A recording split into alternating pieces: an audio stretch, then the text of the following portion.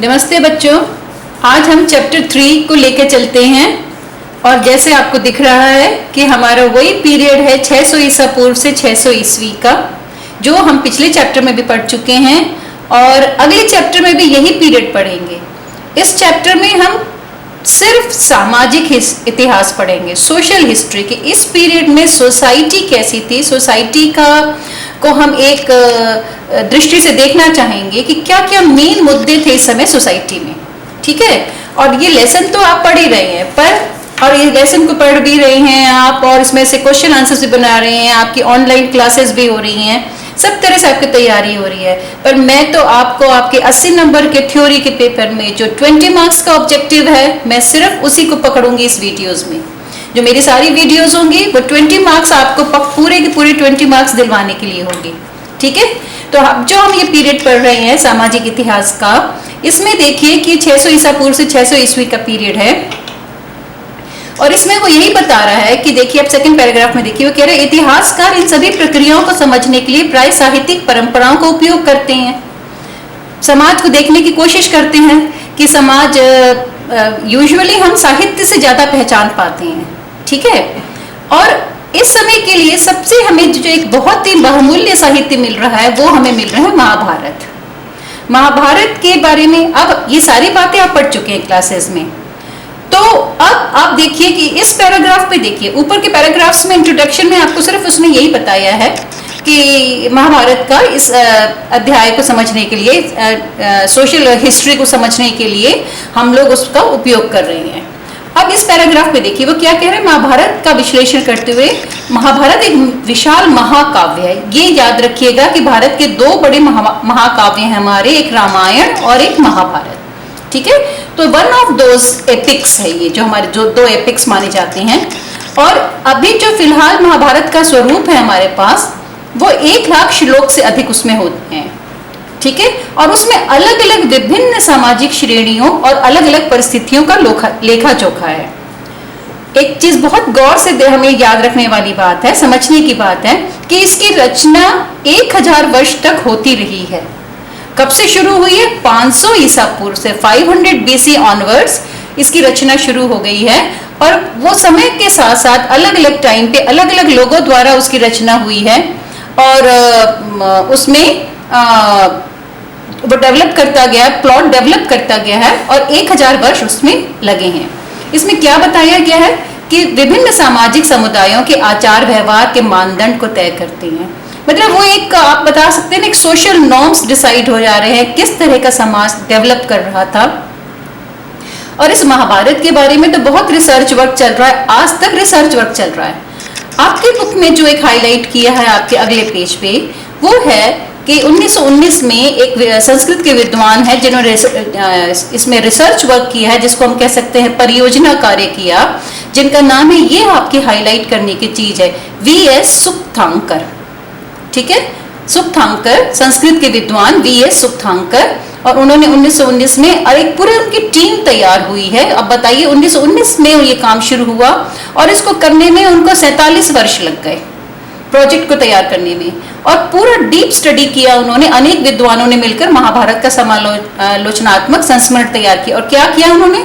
सभी पांडुलिपियों में पाए गए अनेक श्लोकों की तुलना किया। महाभारत अनेक भाषाओं में लिखी जा चुकी है, ओरिजिनल तो संस्कृत में है, परंतु कई अलग अलग भाषाओं में लिखी जा चुकी है, और अलग अलग जगह पे अलग अलग पांडुलिपियों में अलग अलग तरह से करने में, और यहाँ देखिए पूरा करने में 47 वर्ष इसके लग गए। ठीक है, अब हम एक अलग से आंसर जरूर करेंगे सुप्तांकर जी के प्रोजेक्ट पर हमारा ऑब्जेक्टिव टाइप के हिसाब से क्या चीज तैयार हो रही है। अब मैं आपको हाथ के हाथ ही कुछ क्वेश्चंस, अगर आप चाहें तो आप नोट करना शुरू कर दीजिए। आप देखिए, जो अभी हमने पिछला पैराग्राफ किया था, महाभारत की रचना कब से मतलब रचना कब से शुरू हुई है, वहां मैंने आपको दिखाया था पीछे। आप देखिए लास्ट पैराग्राफ पे 500 ईसा पूर्व से 500 BC। ठीक है, अब आप इसी चीज को ऐसे देखिए, इसकी रचना कितने वर्षों तक होती रही है, इस क्वेश्चन को भी नोट कर सकते हैं। VS सुप्तांकर कौन है, कौन थे वो, उनका क्या योगदान था, ये छोटी सी बातें हैं ऑब्जेक्टिव टाइप में जो पूछी जा सकती है। कौन है वो? आप सिर्फ ये कहेंगे वो एक प्रसिद्ध संस्कृत के विद्वान आपको ये पता होना चाहिए, तो किसी भी तरह से पूछा जाए आप उसका जवाब दे पाएंगे। जो महाभारत पे उन्होंने रिसर्च वर्क किया था, परियोजनाकार, इनकी परियोजना कब शुरू हुई और कितने वर्ष लगे, ठीक है। तो इसके हिसाब से हम देखेंगे कि इसमें ऑब्जेक्टिव टाइप ज्यादा कुछ पूछने का नहीं है, और ये बात में सारा इसका एक्सप्लेनेशन है कि कैसे उसका क्या क्या सुक्तांकर जी ने किया। अब हम आते हैं अगले पेज पे, जो हमारा बहुत ही इजी सा सेकंड टॉपिक है, बंधुता एवं विवाह, परिवारों के बारे में जानकारी। अब परिवार की परिभाषा आप सब जानते हैं, बंधु कौन है वो भी आप जानते हैं, पर हम जरा टेक्निकली उसको बात कर रहे हैं कि हम किसको उस समय परिवार कहते थे। परिवार के बारे में देखिए इस पैराग्राफ में क्या है। ये सोशियोलॉजी में भी ये सब्जेक्ट ऐसे ही आता है, आप लोग बहुत से बच्चे, आप लोगों में से सोशियोलॉजी भी आपका सब्जेक्ट होगा, और आप समझ सकते हैं इस बात को। परिवार का एक फैमिली, एक यूनिट है। कौन सी यूनिट है? जो लोग एक साथ भोजन व अन्य संसाधनों का आपस में मिल बांट कर इस्तेमाल करती है। ये मेन चीज है कि एक साथ सारे संसाधनों का इस्तेमाल करते हैं, एक साथ रहते हैं, काम करते हैं, और जो धार्मिक कार्य अनुष्ठानों को भी साथ ही संपादित करते हैं, ठीक है। अब परिवार आपके लिए परिवार क्या है? आप हो गए, आपके पेरेंट्स परिवार हो गए, आपके ग्रैंड पेरेंट्स परिवार हो गए। इस तरह से आपके ग्रैंड पेरेंट्स भी जिस फैमिली के हिस्सा थे, उनके जो भाई थे, उनके जो पेरेंट्स थे, उनके जो भाइयों की अलग फैमिलीज हो गई। ये सब क्या हुए कि अलग अलग परिवारों का ग्रुप हो गया, और ये जो अलग अलग ग्रुप हो गया ये हमारे संबंधी हो गए, और यही हमारे जो बड़े होते गए तो ये हमारा शब्द आ जाता है कुल, जिसको हम बोलते हैं अपना कि हमारा ये पूरा ये कुल है। तो ये कुल शब्द जो आ रहा है वो परिवारों का एक बड़ा ग्रुप है।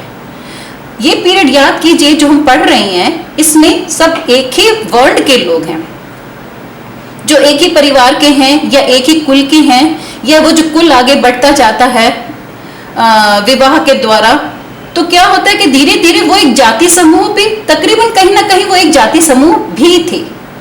अब इस पैराग्राफ में हमारे को क्या है, पैराग्राफ हम ले रहे हैं, तो इसमें ऐसा कुछ भी नहीं है, सिर्फ परिवार की आपको परिभाषा बिल्कुल क्लियर पता होनी चाहिए। सारी बातें ठीक है, पर कहीं ऑब्जेक्टिव टाइप में जब ये आएगा तो हमें यही टिक करना है कि एक साथ भोजन, एक साथ संसाधनों का आपस में मिलजुल के इस्तेमाल करना, और एक साथ अनुष्ठानों को संपादित करते थे। ये बेसिक डेफिनेशन आपके परिवार की हो गई। चलिए अब इसके अगले वाले 2.2 आता है हमारा। इसमें फिर वो महाभारत का जिक्र आ रहा है। महाभारत की कहानी ये पूरे चैप्टर में हमारे साथ साथ चलेगी, और अलग अलग टॉपिक को समझाते समझाते बीच बीच में क्या किया गया है कि महाभारत के किसी न किसी अंश का उल्लेख किया गया है। वो एक तरह से उस समय के समाज का दर्पण ही है, और वो दर्पण देखकर हम उस समय के सामाजिक इतिहास की रचना कर पा रहे हैं। अब यहाँ पे जैसे आप देख सकते हैं, ये कहानी है दो दलों की, कौरव और पांडव, जो आपस में भी भाई थे, कजन्स थे। किसके लिए? भूमि और सत्ता को लेके। कहाँ के थे वो लोग? कुरु वंश, हमने महाजनपद किया हुआ है, वो कुरु महाजनपद से संबंधित थे, ठीक है, दिल्ली और उसके आसपास का। और एक जो दो चार टर्म्स है जो बहुत यहाँ पे कॉमन है, वो है पितृवंशिकता, पेट्रिलिनी एंड मैट्रिलिनी, पितृवंशिकता। अब देखिए पितृ सत्तात्मकता, क्या वो सत्ता का मतलब क्या है कि पिता ही सत्ता, परिवार की सत्ता पिता के हाथ में है, समाज की सत्ता मेल लोगों के हाथ में है। वंशिकता बनेगी तो सत्ता भी बनेगी। वंशिकता मतलब कि एक परिवार में ये वंश परंपरा जो पिता के पुत्र, फिर पौत्र, प्रपौत्र आदि से चलती है। सिमिलरली जहां पे माँ से चलती है वो मातृवंशिकता कहलाती है, ठीक है। तो हमें एक टर्म हमें पता है पितृवंशिकता क्या होती है, पर हमारा कंफ्यूजन इसमें बिल्कुल नहीं होनी चाहिए कि पिता से पुत्र फिर पौत्र जो परंपरा चलती है वो पितृवंशिकता कहला रही है, ठीक है। अब इसमें आगे देखिए कि ये बता रहा है, आप आगे बढ़ते गए हैं कि पितृवंशिकता में कई बार भिन्नता भी आई है, और कई बार क्या होता है कि पुत्र नहीं है तो कौन होगा? तो पुत्र ना होने पर दूसरा कोई भाई उसका उत्तराधिकारी हो जाता है। परिवार में भी या राज्य में भी दूसरा कोई भाई हो जाता था। कोई राजा है, उसका पुत्र नहीं है तो दूसरा कोई भाई उत्तराधिकारी हो जाता है। और कई बार क्या हो रहा है कि वो भाई भी नहीं है तो बंधु बांधव कोई भी जो रिलेटिव्स हैं, जो इमीडिएट रिलेटिव्स हैं, वो सिंहासन पर अपना अधिकार जमाते थे। और कह रहे कुछ विशिष्ट परिस्थितियां, जैसे एक जिक्र हमारा प्रभावती गुप्त का आता है, नहीं तो जनरली स्त्रियां सत्ता में नहीं है। ठीक है, तो ये अब हम इसके लिए भी कुछ क्वेश्चंस नोट कर लें, क्योंकि मैं बेसिकली आपको छोटे छोटे क्वेश्चंस तैयार करवा रही हूं।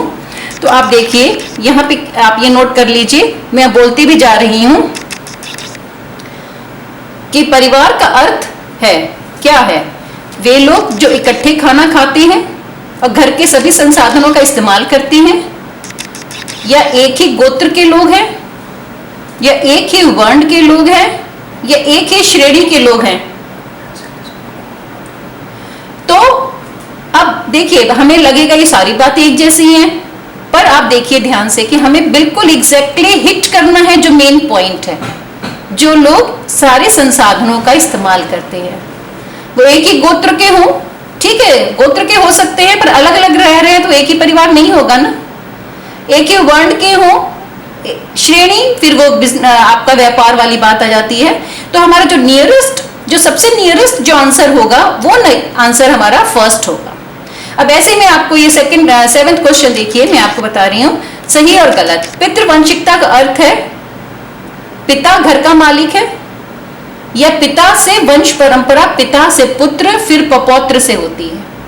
तो जो एग्जैक्ट आंसर है हमें उस पर हिट करना होगा, उस पर निशान लगाना होगा। तो ये हमें बहुत ध्यान देना है।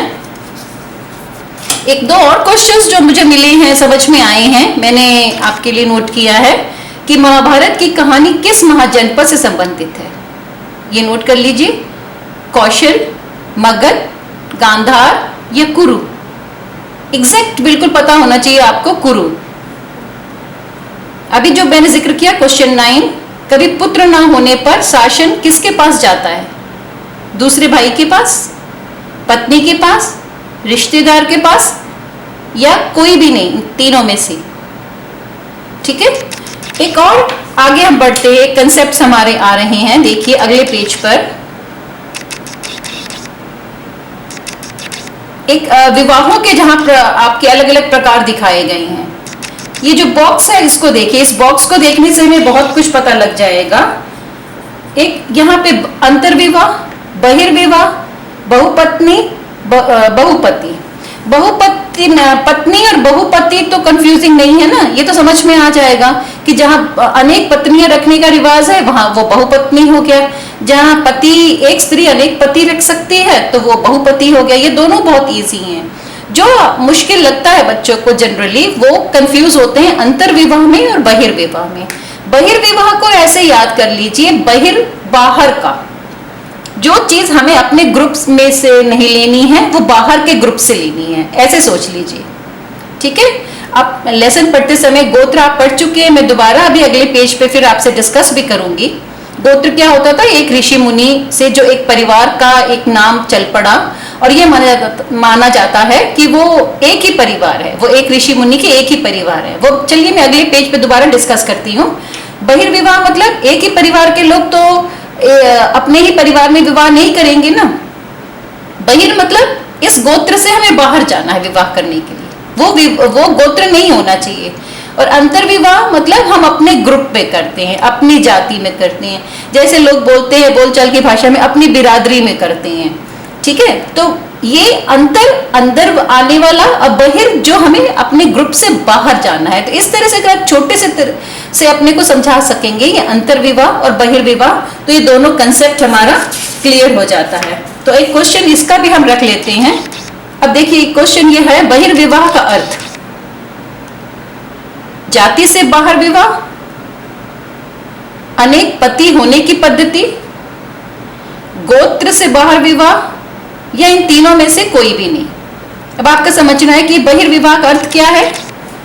गोत्र से बाहर जो विवाह करना है हमें, वो बहिर्विवाह है। गोत्र से बाहर, सेम गोत्र में विवाह नहीं होगा, ये अलाउड नहीं था।